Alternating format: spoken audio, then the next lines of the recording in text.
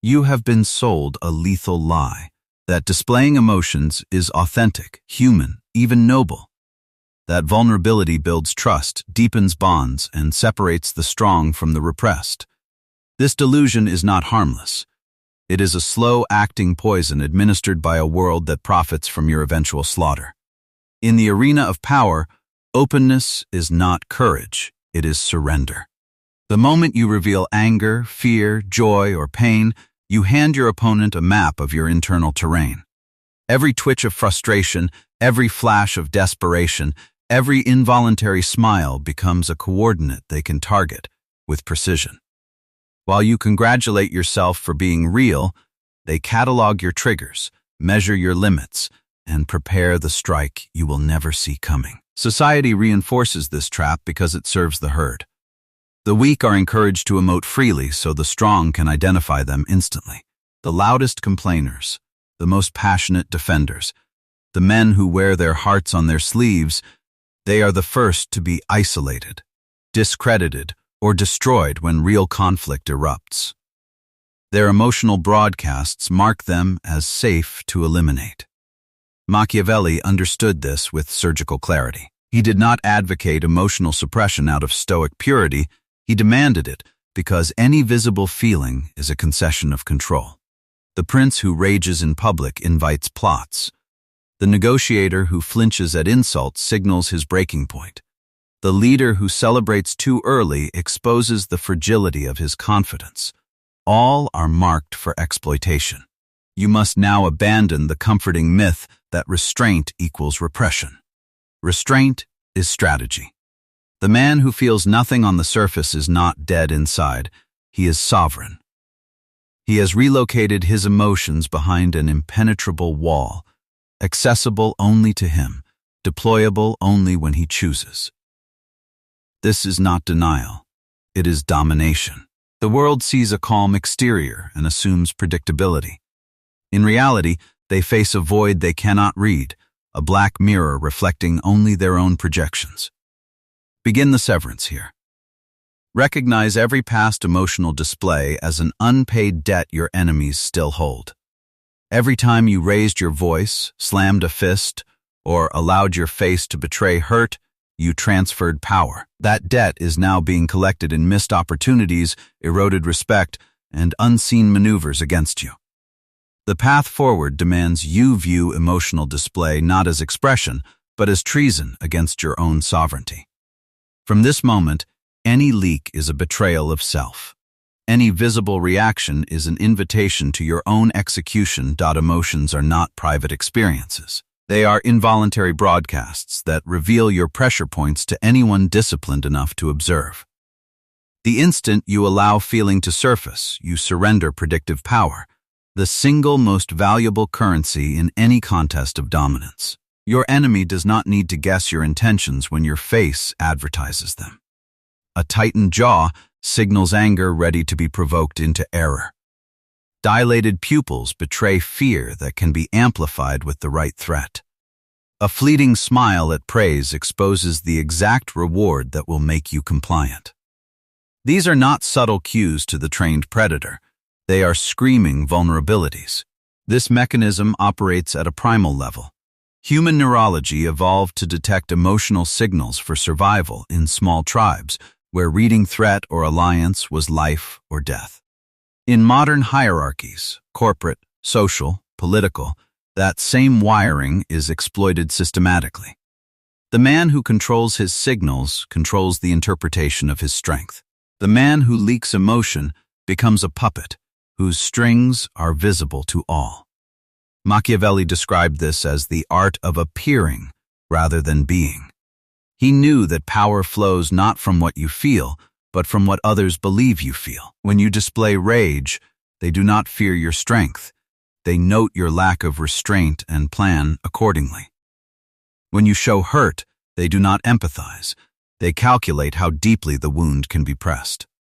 Every visible emotion is intelligence gathered at your expense. Worse, emotional display triggers reciprocity loops that further erode your position. You flare in anger. They remain calm. You now appear unstable while they claim the mantle of control. You show disappointment, they offer calculated consolation that binds you to their frame. The loop tightens until your reactions dictate the terms of engagement. The core deception you must internalize: emotions are not tools of influence. They are liabilities that invite influence upon you. The predator does not emote to command respect. He withholds to create uncertainty. Uncertainty forces others to project their own fears and desires onto the blank slate you present. They reveal themselves while you remain opaque. Strip away the final illusion that controlled emotion is still acceptable. Any visible modulation, smirking contempt, measured sadness, even calculated warmth, is a half measure that still grants leverage. The sovereign grants nothing. He observes the emotional chaos of others while offering no reciprocal data.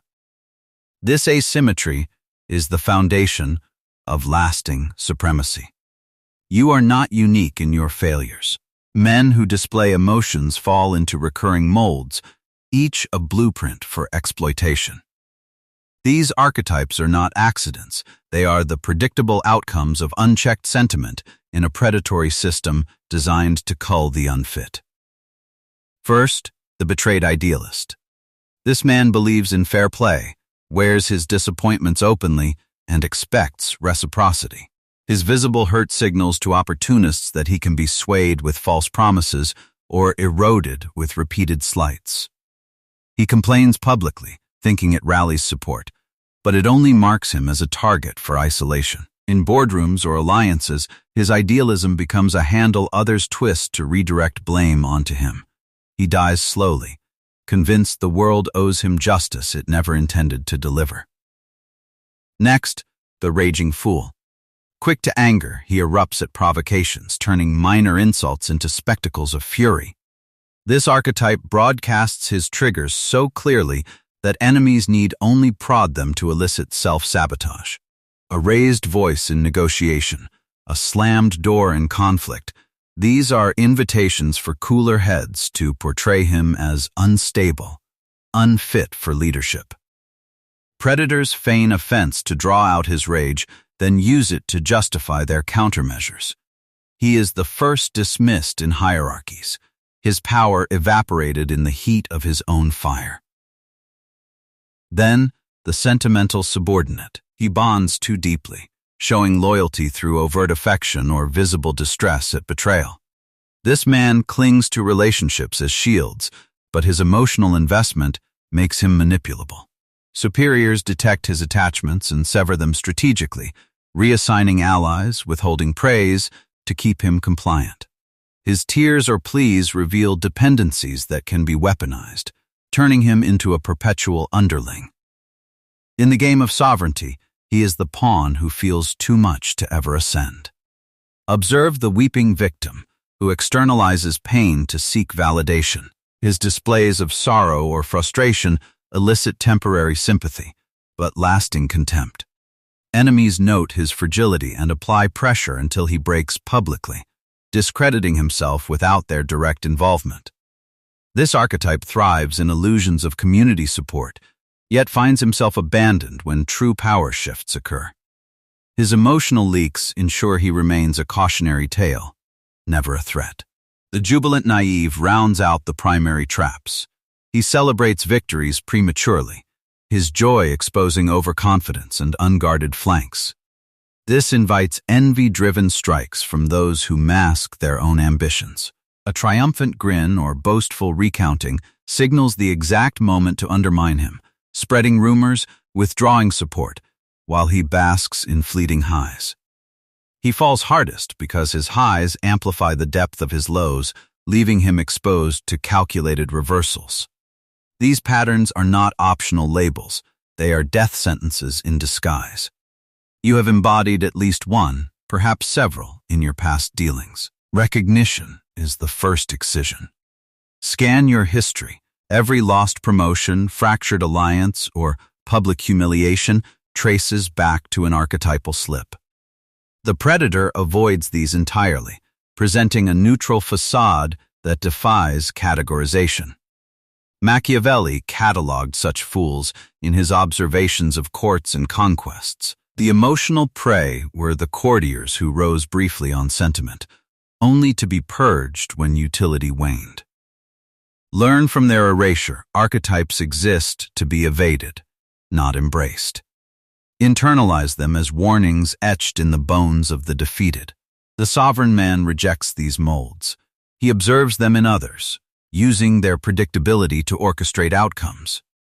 Your task is to catalog the emotional prey around you now, colleagues, rivals, even kin, and note how their displays forecast their downfall. This detachment is your initiation into predation. History is not a gallery of triumphs. It is a graveyard of men who allowed emotion to surface at the wrong moment. The corpses of the emotionally undisciplined litter every corridor of power, their downfalls etched as warnings for those still naive enough to feel in public. Consider Cesare Borgia, Machiavelli's own model of ruthless efficacy. He conquered Romagna with terrifying speed. But when his father, Pope Alexander, died, Cesare's visible illness and momentary despair signaled weakness to his enemies. The cardinals he had terrorized smelled blood. Julius II, his successor, exploited that fleeting vulnerability to dismantle everything Cesare built. A single crack in the facade, visible grief, visible fear, and an empire dissolved overnight. Turn to the Roman emperors. Tiberius learned early to mask his contempt and rage, surviving the treacherous court of Augustus through impenetrable reserve. Caligula, by contrast, indulged every whim publicly, rage, glee, paranoia, broadcasting his instability until the Praetorian Guard slit his throat. Nero's theatrical displays of sorrow and artistic passion made him a laughingstock to the legions. His emotional theatrics invited revolt and ended with him begging strangers for a blade to end his own life.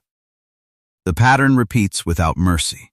The ruler who leaks feeling invites the dagger.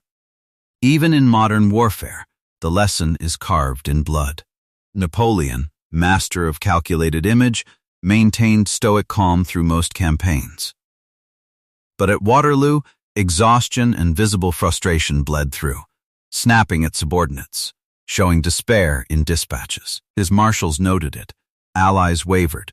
Wellington exploited the erosion of perceived invincibility. A single day of emotional slippage turned exile into inevitability. Business empires follow the same law. The founder who rages in board meetings or celebrates acquisitions too exuberantly marks himself for betrayal. Jack Welch enforced emotional neutrality at GE not out of personal coldness, but because any visible passion from the top invited subordinates to game the system. Those who succeeded him and failed, men who showed frustration or overconfidence, were swiftly removed by boards that had cataloged their triggers years earlier. Machiavelli witnessed this carnage firsthand in Florence. The Medici returned to power not through open vengeance, but through calculated silence. Piero de' Medici, emotional and impulsive, fled the city in terror when challenged. His displays of fear doomed the family temporarily. Lorenzo the Magnificent, by contrast, masked every reaction, allowing enemies to underestimate him until it was too late. Emotion killed one branch, restraint resurrected the other. Human nature has not evolved. The same neural circuitry that once signaled tribal allegiance now broadcasts corporate or political weakness. In every negotiation, every alliance, every silent rivalry playing out around you right now, someone is watching for the flicker, the tightened lip, the averted gaze, the forced smile that reveals your hand. They do not record these moments out of curiosity. They store them as ammunition. The threat is not theoretical. It is active. Every past emotional display you have made is a dormant landmine others can still detonate. The colleague you snapped at years ago remembers. The partner who saw your jealousy noted the trigger. The rival who witnessed your elation at a win knows exactly how to manufacture your next defeat. History merely scales this truth to kingdoms, Your life is the microcosm where the same execution occurs quietly. There is no statute of limitations on emotional debt. The only amnesty is total, permanent suppression. Anything less guarantees your name will eventually join the unmarked graves of those who felt too much, too openly. In a world that punishes nothing more severely than visibility, suppression is not enough. Passive restraint leaves cracks that skilled observers will exploit. You must actively construct and maintain a facade that reveals nothing while projecting calculated ambiguity, an empty canvas onto which others paint their own assumptions. Begin with physiological lockdown.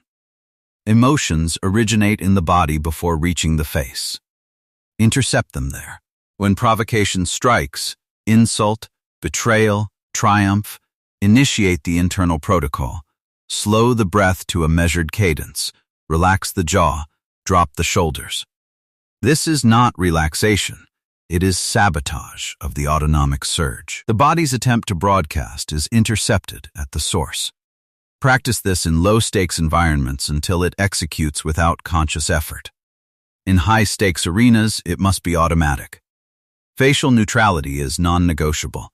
The sovereign face is a mask of mild indifference, neither warm nor hostile.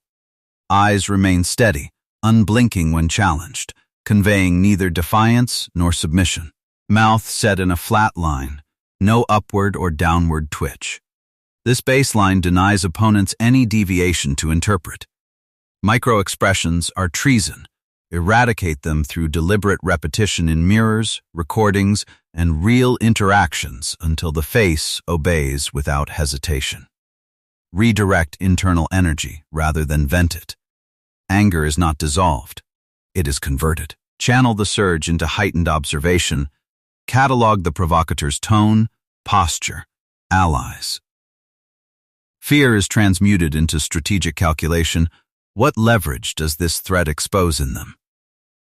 Joy is banked, never spent publicly. This redirection turns emotion from liability into intelligence gathering fuel. You feel, but the feeling serves you alone. Deploy controlled ambiguity when silence would invite suspicion. Offer neutral acknowledgments, understood, noted, we'll see, delivered in monotone. These phrases reveal nothing while implying depth others will overinterpret. Let them project intent onto your opacity. Their miscalculations become your openings. Calibrate responses to hierarchy and context. In superior company, maintain deferential neutrality. Slight nod, no smile. Among peers, project quiet competence, direct gaze, minimal reaction. With subordinates, enforce mild detachment that invites neither familiarity nor fear, only compliance. Never escalate or de-escalate emotionally. Let your position dictate the temperature of the room. Anticipate provocation tests. Enemies will probe for leaks, deliberate insults, false praise, manufactured crises. Treat these as intelligence operations against you. Pass the test by offering zero usable data. The provocateur walks away unsettled, having revealed their hand while gaining nothing on yours. Each passed test elevates your perceived sovereignty. Enforce daily discipline. Review every interaction at day's end. Where did the mask slip? A raised eyebrow, a tightened grip, a forced laugh. Identify and excise. Install triggers. A discrete physical cue gesture, tongue position, that snaps you back to neutrality the instant drift occurs. This is not optional maintenance, it is survival training in an environment that executes the undisciplined. The facade is not a temporary tool. It is your new physiology. Over time, external neutrality reshapes internal experience. Emotions still arise, but they no longer demand expression. They become private counsel rather than public testimony. You retain full access to rage, fear, ambition, but deploy them only as chosen weapons, never involuntary signals. Mastery is measured by the unease you generate in others. When rivals hesitate to challenge you directly, when allies seek your reaction before acting, when silence in your presence feels oppressive, you have succeeded. The impenetrable facade does not merely protect, it projects power that needs no advertisement. The man who once displayed emotions must die completely, not reformed, not improved, executed without ceremony or remnant. This is not metaphor. It is the deliberate annihilation of an identity that has only ever served as fodder for predators. Your former self was a broadcaster of weakness, reacting to slights with visible tension, seeking approval through subtle smiles, revealing ambition in eager eyes. He negotiated from a position of need, allied from a place of sentiment, and competed while advertising his limits. Every interaction left traces of vulnerability that others archived for future use. He was tolerable to the herd because he posed no ultimate threat. That identity ends now. You will not mourn it. Mourning implies attachment, and attachment is the final thread to sever. Begin the execution by isolating every habitual emotional response. Catalog them ruthlessly. The impulse to smirk at victory, to furrow the brow in concentration, to soften the voice in negotiation. Each is a relic of the dead self. When they arise, acknowledge them as foreign invaders, then terminate them with the protocols forged in the previous stage. Neutrality is no longer practice, it is the executioner's blade. Next, erase the internal narrative that justified expression. The voice that whispered they need to know how I feel or authenticity earns respect is a liar embedded by weaker men. Silence it permanently. Replace it with a single directive: revelation is defeat. Every suppressed impulse is not denial, it is a kill confirmed on the old identity. Reconstruct memory without sentiment. Review past interactions not with regret or pride, but as forensic evidence of a corpse.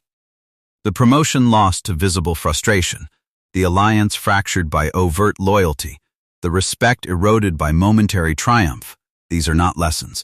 They are autopsy reports, confirming cause of death. Emotional display. Distance yourself until the former self feels like a stranger whose mistakes no longer belong to you. The replacement identity is not built, it is claimed.